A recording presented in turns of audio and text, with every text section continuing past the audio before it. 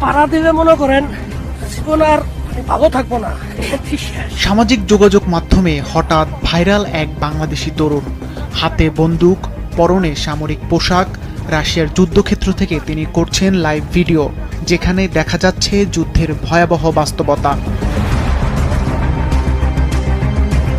ভিডিওতে দেখা যায় মাটিতে ছড়িয়ে আছে অসংখ্য অবিস্ফোরিত মাইন। বিশাল এক এলাকা জুড়ে ছড়িয়ে থাকা সেই মাইনগুলোর দৃশ্য দেখে যে কারো গা শিউরে উঠবে।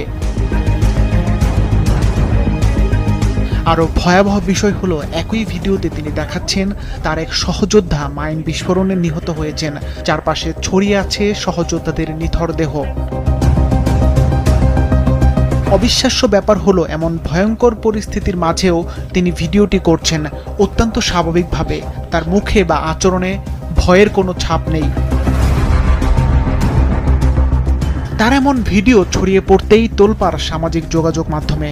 ভিডিও এর কমেন্ট সেকশনে কেউ তাকে বলছেন সাহসী তরুণ, কেউ কেউ তার এই কাজকে বলছেন বোকামি, আবার কেউ তার নিরাপত্তা নিয়ে উদ্বেগ জানাচ্ছেন, কেউ কৌতূহলী হয়ে তার প্রকৃত উদ্দেশ্য জানতে চাচ্ছেন।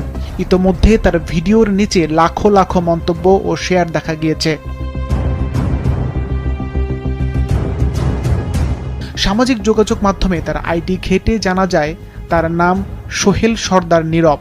তিতুমির কলেজ থেকে পড়াশোনা শেষ করা এই তরুণ 2024 সালের জুলাই মাসে রাশিয়ার উদ্দেশ্যে দেশ ছাড়েন।